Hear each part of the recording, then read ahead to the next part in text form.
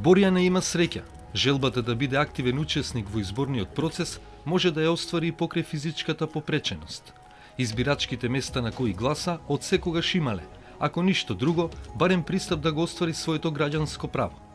Искусната гласачка во количка понатаму, откако ќе влезе на избирачкото место, се адаптира на конкретната ситуација. Пред секои избори, жали што многумина од лицата со попреченост одбиваат да бидат дел од изборниот процес. Не знам. Значи, уборно велат. Јас, па што ќе ме мене тоа? Значи, или ме искористуваат, или ме... Не знам, јас тоа така не го гледам. Значи, имаш 18 години право на глас. Јас секогаш, лично за мене, секогаш сум имала добро искуство. И сега, ако гледаме во целина, да биде тоа перфектно, не може да биде перфектно. Ама, подобро да го ставам ливчето некој друг да ти го стави, затоа што е тоа малку високо. Отколку да немаш место за гласање. Оваа неуморна скопјанка во борбата за попристапни гласачки места посетувала обука со цел одблизу да се запознае со можностите за вклучување на лицата со физичка попреченост и да се соочи со партиските ловци на гласови. Проектот Мојот глас се брои наменски беше направен бидејќи од искуствата ние што ги имаме овдека со млади лица и возрастни со попреченост, забележуваме дека нема доволно информации кога се изборни процеси или нема доволно информации, не може да дојдат до информациите кои што ги нудат политичките партии и недоволно учествуваат на самите избори. Со таа цел некако идејата беше да од една страна ги запознаеме институциите, односно и политичките партии за потребите на лицата со попреченост, кога всушност треба да дојдат до информациите кои тие ги нудат и дека секако може во нив да гледаат како наидни гласачи, а од друга страна и за можностите и способностите кои тие ги имаат, а секако и од друга страна самите лица некако да ги поттикнуваме да размислуваат за нивното учество. Борјана ќе излезе и на овие избори, по кои се надева дека конечно некој од властите ќе им овозможи рамноправен третман во општеството. Во се што некога имавме нели средба политичарите, се следуваше на нашата социјална, не знам, ваква потреба, не знам, помагало за ова, јас го разбирам тој, меѓутоа никој не поттикна, знаете, седнуваме и правиме моабет. Значи, они се го бранат својот став, а вие си кажувате што имате.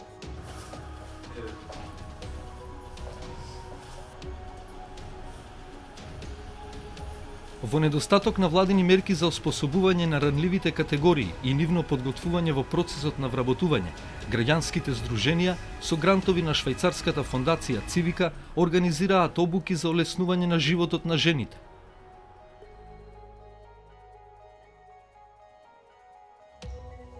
Ѓулатман Бекир има 2 деца. Повлечена, навредена и со нарушена самодоверба се пријавила на обуките во шелтер центарот. Пред обуката, значи, прво немав самодоверба во себе, немав мотивација, бев разочарана.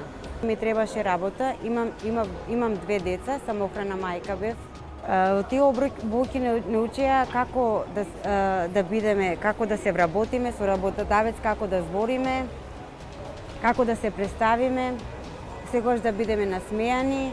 И сега кога сум вработена, многу сум посрекна, можам да носам за моите деца, земам плата, значи. Затоа Цивика искористивме како организација која може да ни помогне, да им помогнеме ние на жените кои имаат вакви проблеми. Во овој проект беа вклучени вкупно 40 жени, по 10 од 4 града, тоа се Скопје, Битола, Тетово и Куманово. На почетокот малку наивно влеговме, сметавме дека оваа категорија на лица полесно ќе се вклопи во нашите обуки, но станува збор за исклучително тешка категорија, затоа што имаат и финансиски проблеми, но имаат и трауми кои им преча реално да може да ги посетуваат обуките и да ги совладаат. Траумите се последица од тежок семеен живот. Тие биле жртви на семено насилство и во поголемиот дел случаи жените кои доаѓаа на нашите обуки поминале низ некој тежок период.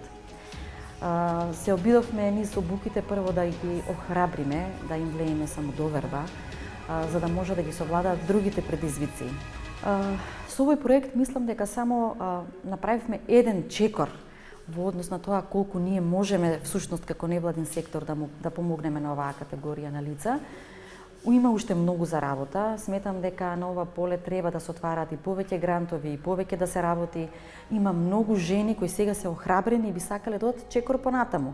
Чи не е поентата тие само да се охрабрат, да имаат самодоверба, да најдат привремена работа, тие мора да работат малку повеќе на себе, се отварат други можности. За жал, голем дел од жените кои ги посетуваа нашите обуки не знае или не слушнаа за владините мерки кои може да им помогнат при вработување, особено Агенцијата за вработување. Тие повеќе сакаат да ги користат мерките на Министерството за труд и социјална политика, всушност да ги користат социјална помош. Не беа ни свесни дека имаат можност со некакви разни програми на Агенцијата за вработување да отворат свој бизнис, да почнат понатаму, да се охрабрат да го направат тоа. Има разни курсеви и дообуки за кои тие прв пат слушнаа. Вакви обуки за вработување, но со акцент на предприемништвото, организираат и во Сдруженијето на бизнис жени, потикнати од истражувањето за местото на жената во македонската економија. Цивика мобилитост ни излезе во пресред и ни ги даде средства, не поддржа да го направиме тоа истражување. Од тоа истражување произлегоа информации за состојбите на женското предприемништво, кои што отприлика и беа познати, меѓутоа и не многу. Особено излезе информација за самохраните мајки, на кои што ние фактички се надоградивме со овој проект. Излезе дека самохраните мајки ни се незаштитени и дека ни се една група на граѓани на кои што никој не им посветува доволно внимание. Она што можеме да помогнеме на самохраните мајки е дека можеме да ги линкуваме, барем ние од Сдруженијето на бизнис жени, со жените кои што имаат бизнис, без разлика дали сакаат да се вработат или сакаат да се самовработат, ние можеме да им помогнеме. Таков линк очекува да има и Емилија Голова, самохрана мајка, која сега, после обуката, има поинаков поглед на светот. Секако, оваа обука придонесува особено на оваква категорија на социјално изолирани индивидуи во општеството, како што се самохраните родители, да се стекнат со поголема самодоверба и секако да влезат во водите на приватниот бизнис. Значи, државата навистина мора да поведе сметка за оваквите групи на граѓани на кои што навистина им е потребна поддршка. Особено во однос на стартапите, значи на овие предпријатија кои што тргнуваат од нула, јас би сугерирала да речеме поддршката во изнаоѓање на деловен простор, поддршката во однос на трошоци за комуналии, кои што знаеме дека за предпријатијата се многу повисоки, потоа поддршка во однос на сметководствени услуги, се од исклучителна важност, барем во првите 3 години од работа на предпријатијата. А државата ретко кога водела сметка, а кога се обидува да го прави тоа, ранливите категории не се навремено и доволно информирани.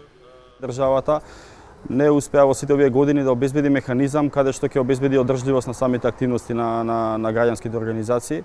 Она што државата го прави во моментот преку активните мерки за вработување, ревидираниот план за 2017 година, се обидуваме да поттикнеме развој на социјално предприемништво и затоа во мерката мали и средни предпријатија се доделуваат грантови во висина од 10.000 евра. Исто така, во подготовка е предлог закон за социјално предприемништво кој што би требало на подолги стази да обезбеди долгорочност или одржливост на акциите на граѓанските организации. Ние сме во фази на измена на закон за социјална заштита, значи подготвуваме комплетно нов закон. Тука се предвидува воспоставување на систем на социјални договори. Тоа значи дека Министерството треба да се ослободи од давањето на државно финансирани услуги на сметка на тоа да дава аутсорсинг или да објавува јавни повици за услуги кои што би ги давале граѓанските организации за сметка на државата.